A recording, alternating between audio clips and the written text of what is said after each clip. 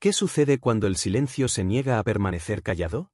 Cuando un nombre, sepultado durante años bajo el polvo y el algodón, vuelve a levantarse, no atado por cadenas, sino armado con recuerdos más afilados que cualquier hoja.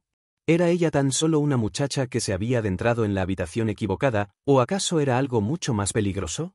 Intentaron asfixiar la verdad con riqueza y orgullo, pero las raíces siempre encuentran la forma de romper la tierra, y los fantasmas, tarde o temprano, exigen escribir su propio final. Esta no es solo una historia de sufrimiento. Es la historia de un ajuste de cuentas. ¿Estás listo para recordar su nombre? Era la primavera de 1852. La plantación Aseford yacía pesada y silenciosa bajo el aire sofocante del condado de Wilkes, en Georgia. Los campos de algodón se agitaban bajo el ardor del calor, temblando como una mentira repetida demasiadas veces. Y en el centro se alzaba Magnolia Crest, la gran casa de imponentes columnas blancas y ventanas cerradas como secretos. Para los forasteros era la visión de la riqueza y la elegancia. Pero detrás de aquella máscara perfecta se escondía algo mucho más oscuro. La tierra que la rodeaba estaba envenenada por la memoria, ecos del látigo, llantos de los quebrados, niños sin nombre nacidos para el trabajo y reclamados por ningún dios, excepto el de la fatiga. Lillian nació en ese silencio. Nunca escuchó la voz de su madre, apenas rumores que decían que alguna vez había sido suave, casi como un himno. Las mujeres mayores hablaban de Ruth, su madre, como de un alma tierna que había desaparecido demasiado pronto, arrebatada por la fiebre o por la pena, según quien lo contara. Nadie podía asegurarlo. Lo único cierto era que Lillian, siendo aún un bebé, había quedado al cuidado del personal de la casa, criada en las sombras de las órdenes de otros. Para cuando fue lo bastante fuerte como para llevar una bandeja sin derramar o doblar esquinas de lino lo suficientemente afiladas para complacer, Lillian ya había dominado el lenguaje oculto de la supervivencia, permanecer inmóvil, observar, contenerse. Nunca fue la favorita, pero tampoco fue descartada. Augusta Aseford, la señora de la casa, la mantenía cerca, no por afecto, sino por inquietud. Había algo en la niña que la perturbaba. Lillian observaba demasiado, estaba demasiado compuesta, su silencio rebosaba pensamiento. Parecía delicada, casi frágil, pero sus oscuros ojos no revelaban nada. Pertenecía a la casa, y sin embargo no se movía con su mismo ritmo. Eso la convertía en peligrosa. La biblioteca se convirtió en su santuario. Construida solo para impresionar a los caballeros visitantes, era un espacio raramente utilizado. El polvo se aferraba a los libros de cuentas, a los registros de envíos y a las Biblias desgastadas alineadas en los estantes. Y allí, bajo la débil luz de una vela, Lillian comenzó a enseñarse a sí misma lo que nunca estuvo destinada a conocer. Trazaba letras con el dedo, formaba palabras en la oscuridad, copiaba fragmentos de salmos y poemas en retazos de tela que cosía en el dobladillo de su vestido. Cada palabra memorizada era un tesoro robado, oculto, sagrado. Fue en esa biblioteca donde Thomas Aseford la notó por primera vez. Era el hijo menor, apenas de 20 años, con unas manos suaves que jamás habían conocido el trabajo real. No era amigo de los esclavizados, pero tampoco compartía la crueldad abierta de los demás. Su forma de ejercer poder era más sutil, envuelta en una falsa gentileza que exigía gratitud. La sorprendió una vez con un libro y no dijo nada. La segunda vez, tampoco. Pero una noche dejó un volumen abierto sobre el escritorio, las páginas extendidas, y se marchó. Una invitación. O quizás una prueba. Lillian la aceptó. Sus encuentros fueron fugaces, cautelosos, jamás mencionados.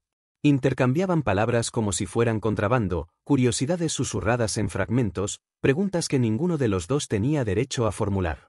Él se sentaba al otro lado de la sala, nunca demasiado cerca, hablando de autores que apenas comprendía, mientras ella respondía con cuidado, su voz serena, pero nunca tierna. Entre ellos se tensaba una cuerda, tirante, que ambos fingían no sentir cómo se deshilachaba. Una noche de tormenta, ella regresó un libro a su lugar. La casa estaba en silencio, la lluvia golpeaba los cristales como dedos inquietos. Thomas entró sin hacer ruido. No dijo nada. Ella no se movió. Permanecieron allí, sentados, en silencio, mientras la tormenta respiraba por ellos. Y entonces la puerta se abrió. Augusta Aseford apareció en el marco, su presencia cargada de un conocimiento no dicho. Sus ojos se deslizaron de Lillian a su hijo. No hubo un sobresalto, no hubo reproche. Simplemente se dio la vuelta, cerrando la puerta con un clic suave que, sin embargo, retumbó más fuerte que un trueno. Al amanecer, todo cambiaría. Pero en aquel instante, el silencio pesaba más que cualquier cadena. A la mañana siguiente, la casa respiraba una quietud inquietante. No era duelo, tampoco solemnidad. Era el silencio de los hilos que se han deshecho, de verdades que no se nombran. Nadie se atrevía a decir lo que había cambiado. Lilian no fue llamada a cumplir sus tareas. Su bandeja fue entregada a otra muchacha. Su nombre no fue pronunciado, pero flotaba en el aire como el humo tras un incendio. Su bandeja pasó a manos de otra. Nadie pronunció su nombre, y aún así se aferraba al ambiente como ceniza después del fuego. Para el mediodía, Lilian ya había sido expulsada de la casa. Sin preguntas, sin explicaciones. Solo silencio. Augusta no le dirigió palabra alguna, y Thomas jamás se mostró. Lo poco que le pertenecía fue atado en un pequeño fardo de tela, entregado sin ceremonia, sin despedida. La llevaron hasta el borde de los campos de caña, donde la tierra parecía tragarse la luz y la casa quedaba fuera de la vista. Allí estaban los barracones, habitados por mujeres cuyos cuerpos se habían doblado bajo el peso de décadas de trabajo. Sus miradas eran opacas, sus movimientos mecánicos, sus espíritus gastados hasta el hueso y la costumbre. Cuando vieron llegar a Lilian, no hicieron preguntas. Una muchacha enviada desde la casa solo podía significar dos cosas, y ambas eran demasiado crueles para pronunciarlas. El silencio era más compasivo. Le dieron un catre, una palangana oxidada y trabajo, verdadero trabajo. No las bandejas pulidas ni las sábanas dobladas de Magnolia Crest, sino la tierra misma. Sus manos se hundieron en el suelo, su espalda se curvó bajo un cielo implacable, y sus días comenzaban antes del amanecer y se extendían mucho más allá del momento en que su cuerpo rogaba por descanso. Aprendió pronto a no volver la mirada hacia la casa. A borrar de su memoria la ventana donde alguna vez brilló la luz de la biblioteca. El sol la castigaba como un juez severo, pero más duro aún era el rencor de aquellos que trabajaban junto a ella. Ella había sido muchacha de la casa, protegida por muros, quizá incluso favorecida por el joven amo. Eso era suficiente para marcarla como distinta, suficiente para atraer un resentimiento más cortante que el calor. Nadie le preguntó qué había sucedido. A nadie le importaba si ella lo había querido o no. La historia ya estaba escrita en sus ojos, y se esperaba que ella viviera dentro de esa versión. Pero Lilian no lloró. Escuchaba. Observaba. Los campos tenían su propio lenguaje. Un ritmo de cuerpos moviéndose en repetición, un murmullo escondido bajo el zumbido del trabajo. Ella empezó a notar el código callado entrelazado en sus días, un canto que cambiaba de tempo cuando el capataz se acercaba, una mirada sostenida apenas un instante demasiado largo, un paso dado fuera de ritmo a propósito. Había algo vivo bajo ese silencio. Algo que sobrevivía en las grietas entre el miedo y la obediencia. Por las noches, su cuerpo dolía con cada latido. Sus palmas se abrían en grietas, sus hombros se endurecían por la tensión. Pero en la oscuridad, cuando las respiraciones se calmaban y los susurros reemplazaban a las palabras, ella escribía en silencio dentro de su mente. Reescribía salmos que había memorizado tiempo atrás, transformaba fragmentos de las palabras de Thomas, no porque importaran, sino porque reescribir le daba control. Y el control era supervivencia. Las semanas se desangraron en meses, y Thomas jamás apareció. Su ausencia pesaba más que cualquier presencia. Lilian lo imaginaba bajando la mirada cuando alguien pronunciaba su nombre. Visualizaba la mano de Augusta apretando una taza de porcelana mientras su hijo desviaba el recuerdo. Quizás Thomas se había convencido de que todo había sido un malentendido. Tal vez creía que ella lo había perdonado. El verano se fue adelgazando, el calor suavizándose hasta rozar el filo del otoño. Una noche, Lilian fue elegida para acompañar a Elías, un hombre mayor en quien confiaban para hacer los viajes de provisiones fuera de la plantación. Caminaron juntos por el camino en silencio hasta que, sin mirarla, él habló. Su voz era baja, palabras cargadas de cautela. Le contó sobre un lugar más al sur, cerca de Loquefenoquí, donde fugitivos habían desaparecido entre los árboles y la propia tierra los había tragado. No lo dijo como promesa, sino como advertencia. Esa noche, Lilian no durmió. La idea se le incrustó en las costillas, negándose a ser silenciada. Había mundos más allá de este. Lugares donde ningún registro llevaría su nombre, donde su silencio no podría confundirse con consentimiento. Lo anhelaba. Y sin embargo, no corrió. No todavía. Fue en Savannah, bajo un cielo que apestaba a sal y óxido, donde Lilian escuchó por primera vez el murmullo de otro nombre, Harriet de la noche. El mercado era un caos de voces, de risas afiladas por la crueldad, de monedas tintineando mientras se comerciaba carne y alimento. Lilian mantenía los ojos bajos, su silencio afilado, siguiendo a Elías como una sombra.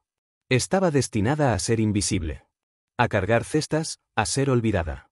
Pero las palabras la encontraron igual, deslizándose entre el ruido en fragmentos. Una mujer en un puesto, vendiendo pan de maíz, murmuró a otra. Camina entre los árboles como humo.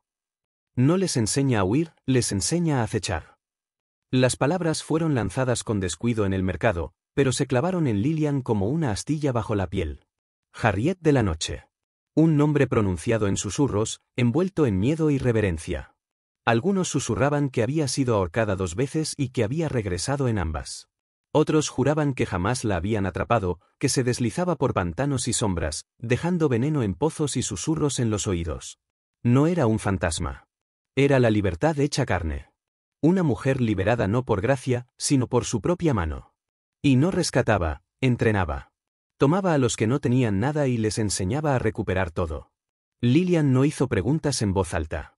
Pero al regresar a los campos, sus oídos se agudizaron, su silencio afinado como un instrumento, escuchando ese nombre en los espacios entre las hileras de caña.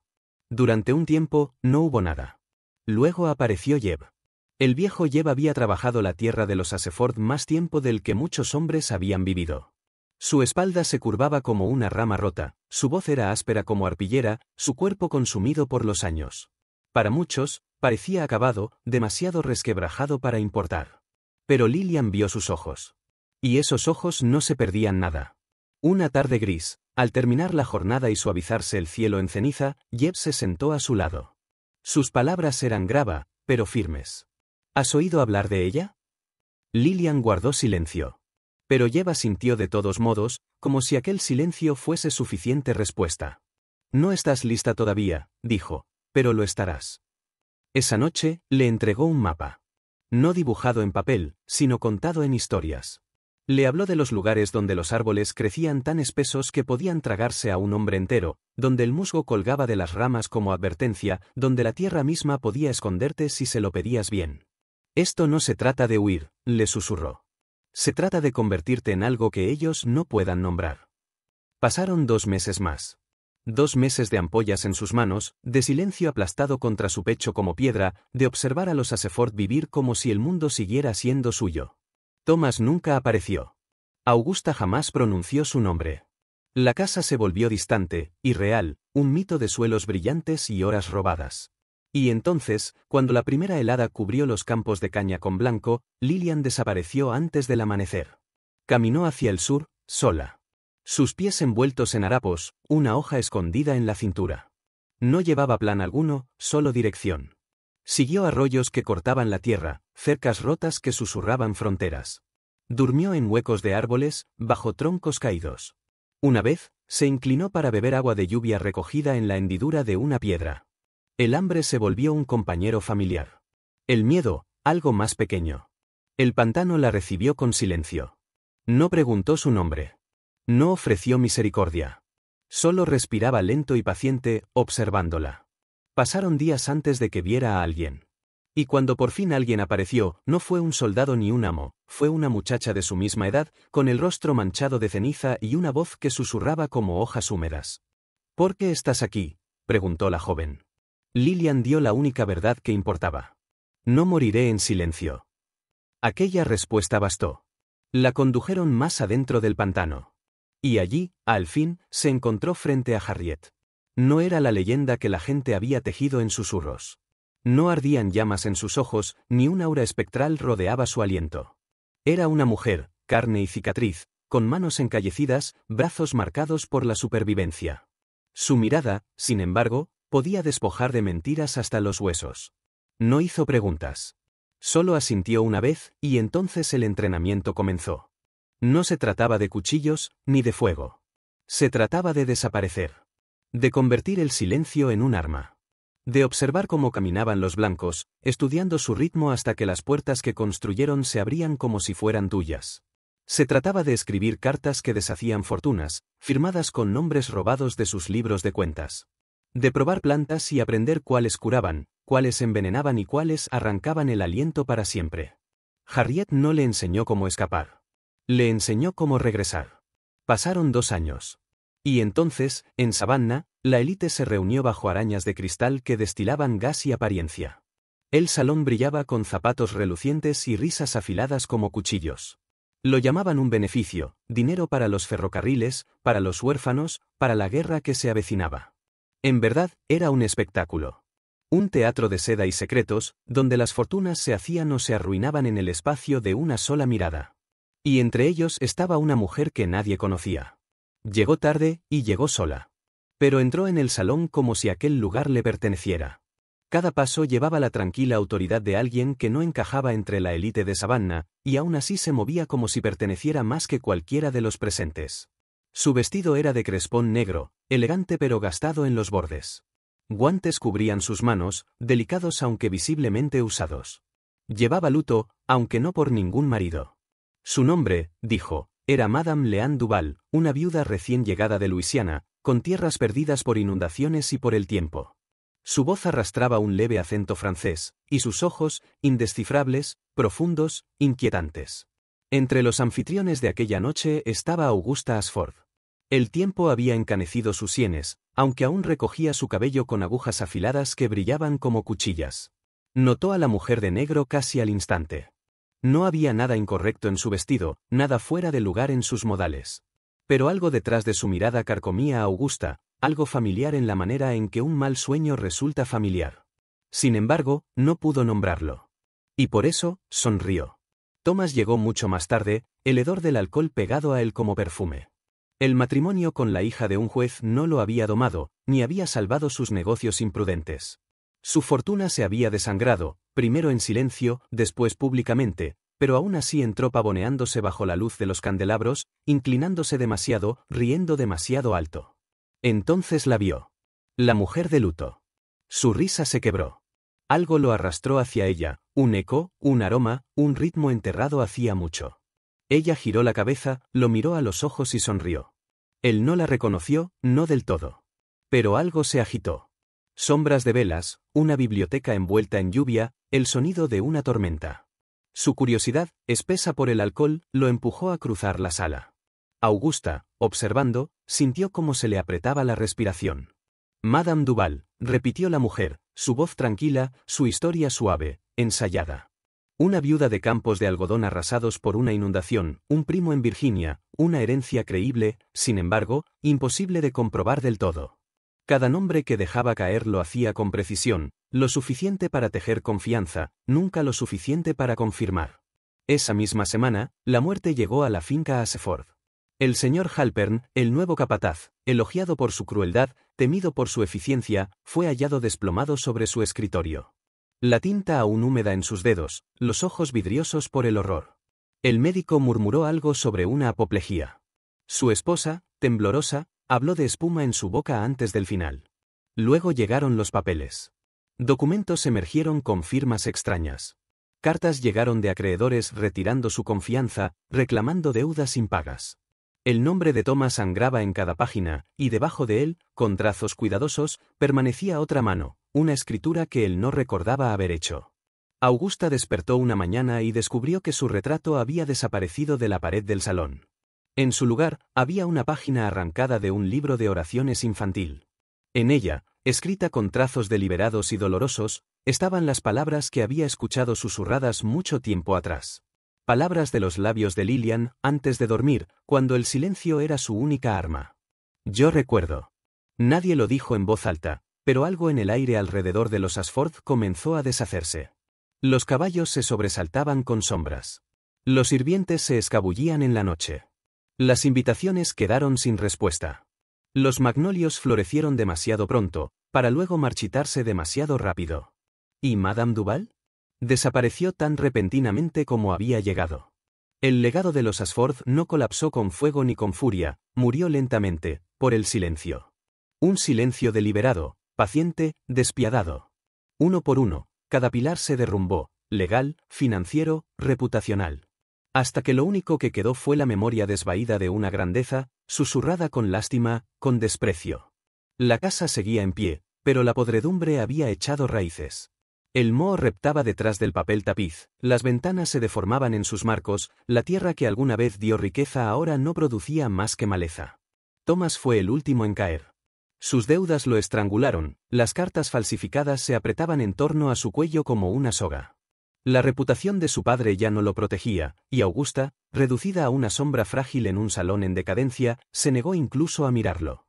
Pasaba sus días mirando por la ventana hacia el magnolio muerto junto a la puerta sur, los labios apretados, las manos temblorosas, aunque jamás admitiría por qué. Y luego, un día, Augusta también desapareció. Sin funeral. Sin testigos. Sin cuerpo. Solo una puerta abierta, un salón intacto y el tenue olor a cenizas aferrado al aire. Lejos de Savannah, más allá de los pantanos y los campos, Lillian se encontraba entre ruinas. Magnolia Crest ya no existía. La plantación había sido vendida en pedazos, sus ladrillos tomados para construir un juzgado, su madera reutilizada en una iglesia que jamás se atrevió a mencionar su origen. Los ladrillos de Magnolia Crest habían sido llevados para levantar un juzgado. Sus vigas, arrancadas y vendidas, se transformaron en el esqueleto de una iglesia que nunca se atrevió a susurrar de donde había nacido su madera. Y, sin embargo, la tierra misma permanecía, inquebrantable, obstinada y silenciosa. Lillian caminaba ahora por ese lugar no como la muchacha perseguida que una vez fue, no como la sombra forzada al silencio, sino como una visitante. No llevaba disfraz. Su ropa era sencilla, su rostro más viejo, afilado por los años, pero sus ojos seguían siendo los mismos, pozos oscuros que guardaban todo lo que había vivido y todo lo que había recuperado. Un bolso, gastado por el tiempo, colgaba a su lado.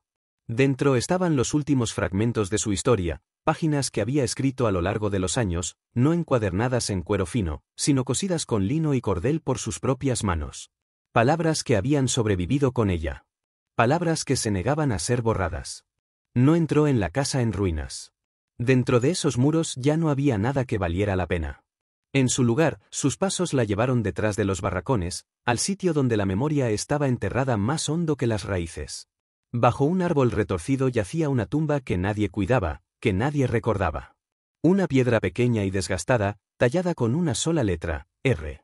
Su madre, tal vez. O quizá ella misma, la niña que había sido antes de que el silencio aprendiera a hablar. Lillian se arrodilló. De su bolso, sacó el libro. Sus páginas estaban amarillentas, la tinta desvaída pero aún viva. En su interior había salmos reescritos, recetas transformadas en códigos secretos, nombres de los olvidados cuidadosamente trazados de la memoria. Y en página tras página, con tinta que había sangrado hasta casi rasgar el papel, había escrito la misma frase una y otra vez. Yo recuerdo. Ella colocó el libro en la tierra, presionándolo contra las raíces. Nadie fue testigo. Nadie lo necesitaba. Algunas historias no están escritas para los ojos, sino para los ecos. Cuando se levantó, no miró hacia atrás. El viento se alzó, levantando polvo y polen, y con ellos cargó algo más antiguo que el dolor, algo no dicho que había esperado demasiado tiempo para ser escuchado. El magnolio permanecía desnudo, pero no vencido. Y bajo él, la tierra guardaba la memoria como un latido. La tierra no había olvidado.